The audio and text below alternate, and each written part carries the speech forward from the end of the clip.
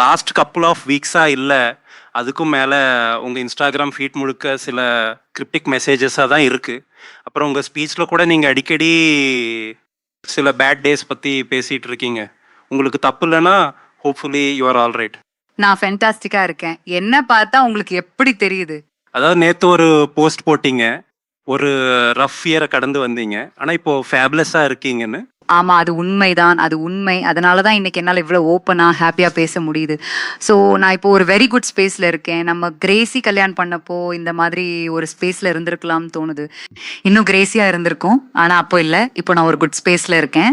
இப்போ நீங்கள் பேசும்போது ஒரு பேட் ஸ்டேஜை கடந்து வந்தேன்னு சொன்னீங்க இல்லையா? அது உங்களுக்குள்ளே இருக்கிற உங்களை எந்த அளவுக்கு மாற்றிருக்கு?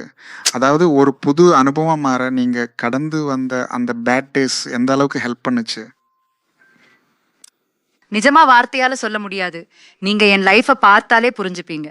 பயம் இருக்கும், ஆனா நமக்கு எப்பவுமே ஒரு பயம் இருக்கும்போது நம்ம எடுக்கிற டிசிஷன்ஸ் தான் சில நேரங்கள்ல நம்ம லைஃப்பை தலைகீழா மாத்திடும்.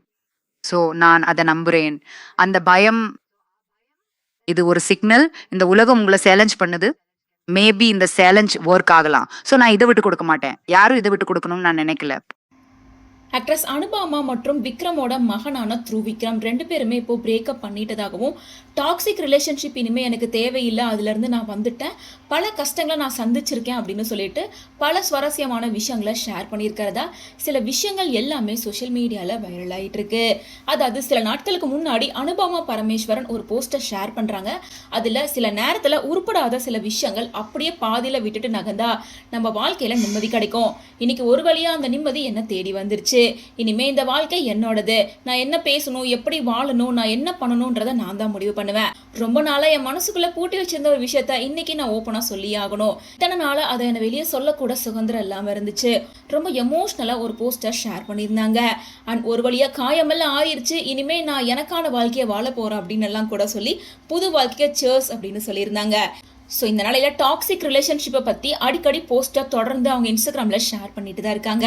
அப்படி தான் ஒரு போஸ்டர் ஷேர் பண்ணியிருக்காங்க. அதில் அவங்க என்ன சொல்லியிருக்காங்கன்னா, அவங்களால நமக்கு வந்த கஷ்டத்துக்கும் மன உளைச்சலுக்கும் அவங்களே ஒன்றும் தெரியாத மாதிரி நம்மளையே தப்ப சொல்லி கதையை மாத்துறத பார்க்கும்போது அவங்க பார்க்குற ஒரு பார்வை இருக்கு பாருங்க, அது இப்படித்தான் இருக்கும் அப்படின்னு சொல்லி ரொம்ப கோபமாக முறைச்சிக்கிட்டு இருக்க மாதிரியான ஒரு இமேஜை ஷேர் பண்ணியிருக்காங்க.